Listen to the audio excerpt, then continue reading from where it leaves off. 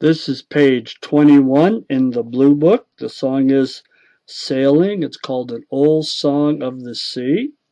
Notice that we don't have to fill in, but it's asking us allegro. So remember what allegro means? Quick and lively. If you are unfamiliar with the terms, you should have been looking them up as we went through the pages.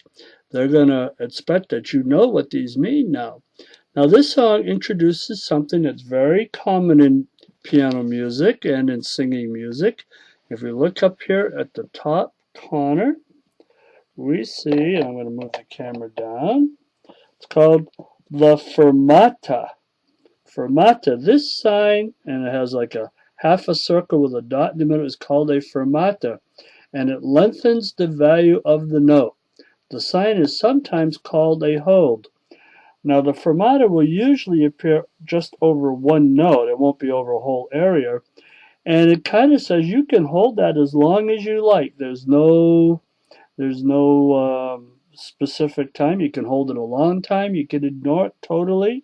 You don't want to hold it so long that it kind of ruins the song. But in this song here, we're going to see the fermata in a couple of places. And just remember, when you get to a note that has a fermata over it, and it always applies to both hands, you're going to hold that note for a little bit.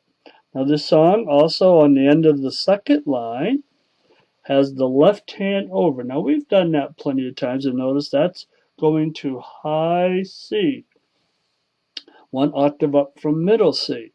And this song is in 6/8 time, as we can see here. So the eighth notes are going to be counted 1, 2, 3, 4, 5, 6. And the dotted quarters are 1, 2, 3 each, 3 counts each.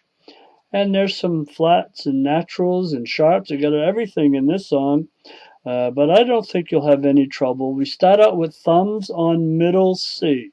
Thumbs on middle C, and we'll be just fine.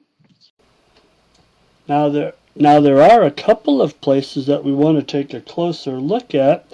If we look at the first measure, we're going to play the thumb, one finger, and then the forefinger on the F. That's fine, and the forefinger, then the 1.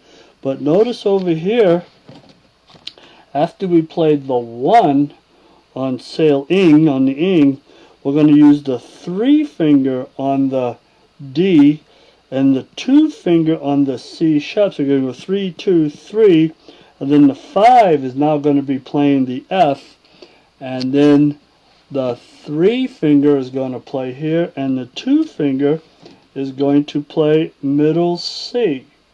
Now that's a little different. I think what they're trying to do there is to, I think it would be easier for the fingering to go 3 and the 2 finger play the C sharp rather than play the C sharp with your thumb. So I think that's what they're trying to accomplish there. And I know playing myself, that feels a little bit easier. And it happens again further on down on line 3. Now there's one other place where the fingering gets a little different. If we go down to the first measure of the last line, where it says many a stormy, now we go 3, 2, 3, 4 would be right here. We'll go write a 4 right here. 4, and then you're going to switch to the 1 finger. 3, 2, 3, 4, 1, 2, 2, 3, 3, 4, 2, 3, 1, 2, like that. And it's because you wouldn't go 3, 2, 3, 1. It just wouldn't fit. So you play a 4 there and then go to the 1 finger there. Alright, so be practicing that alone. I would practice that measure and the other measure up there in the third measure on the first line. Practice that fingering a little bit before you try to put the whole song together.